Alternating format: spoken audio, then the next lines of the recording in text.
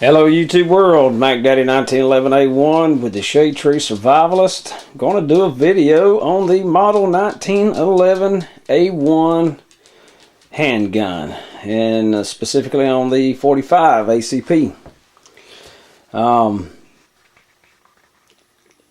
my username is Mackdaddy1911a1. I don't have very many Mack truck videos on here, though I am an owner-operator who happens to own a Mack truck. And I don't have any specifically on just the 1911a1. As most of us know, last year was the 100th anniversary of the 1911 A1, or the 1911 handgun. Okay, 100th year anniversary. So that roughly gives Mack trucks a 10-year head start, because they were around over 100 years 10 years ago. Yeah, actually 11, 12 years ago now, because their anniversary was in 2000. Anyway, this is my 1911 A1 Springfield Armory Range Officer. And I like this handgun a whole lot in a lot of ways. But it wasn't quite what I was needing. The other day I bought this brand new, it's not really a set, it's one piece Hogue mono grip, I reckon you'd call it. So I could grip the gun a whole lot better. I actually had purchased it from old stainless steel model, but it was a little too small. You'd think the guns would be exactly the same, but they're not. It's a little bit different.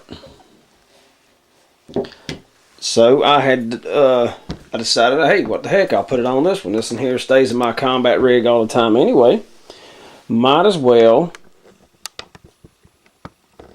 put it on this gun and see how she comes out. Alright, and the second thing I did, now this is temporary, and I know somebody's going to probably poke fun at me, but it didn't have, the sights were completely black. I mean, it was horrible. You couldn't see, if it, against this blue background, it would be very, very hard to see them. So I just took a paintbrush and a little bit of flat white paint and put it on there, and you can see them easily. I mean, stick out like a sore thumb now, thank God. I can actually see the things. I'm going to have probably tritium filled night sights added to it eventually. Okay, but for now, that's what I've got, and that's what I did to modify it in order to make it more usable, user-friendly, so to speak. This will be a 1911 video, but I'm not going into all the history. There's thousands and hundreds of videos on here. There's books, there's magazine articles, there's TV shows, you name it, on the 1911 style handgun and the 1911A1. And there's no need in me beating a dead horse. Okay, I just thought I'd show you two of the modifications I've done to this one: the Hogue grip and a little bit of paint on the sights, which of course I will at one time, you know, in the future I'll have some decent sights put on it. Now this is just model paint. It's not really high-end paint. It'll probably flake right off pretty easy. But for now, it'll be fine. It works. Okay, and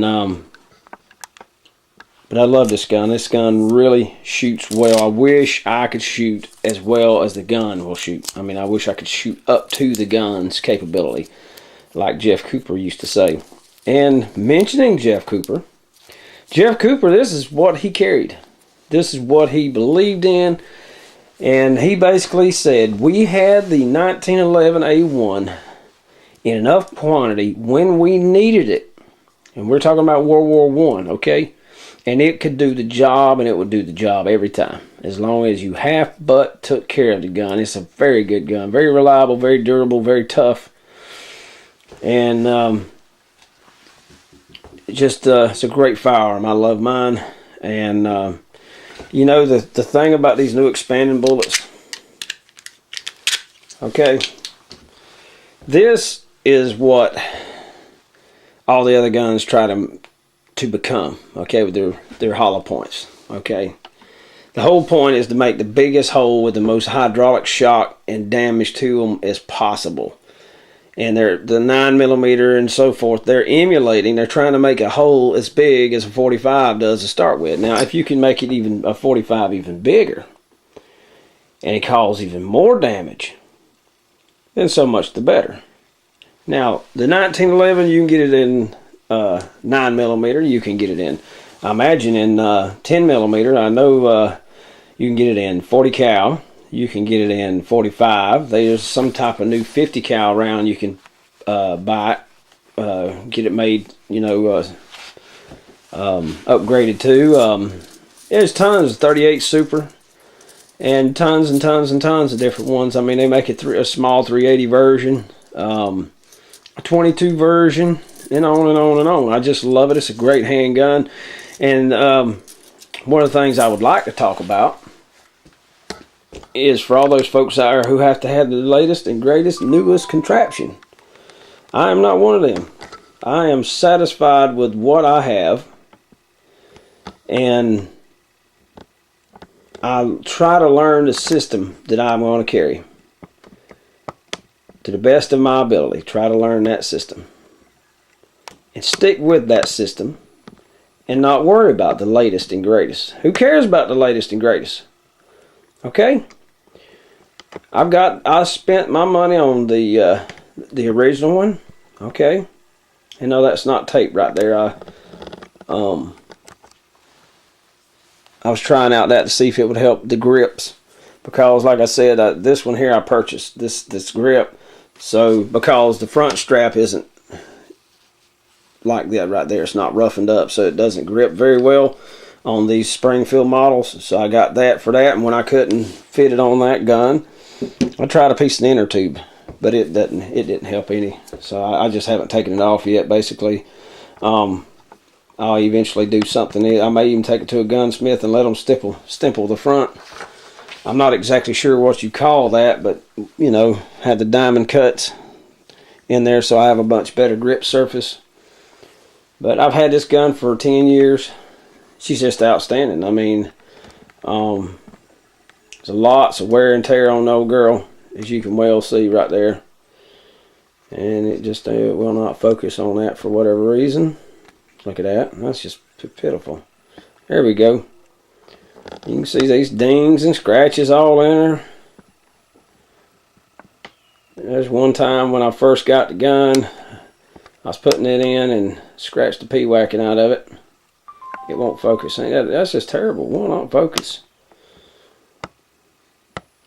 But I love this gun. I mean, it's a great gun. I know my system inside and out. I know how it works. I know how to unjam it if it were to jam. I practice that, you know, that all the time.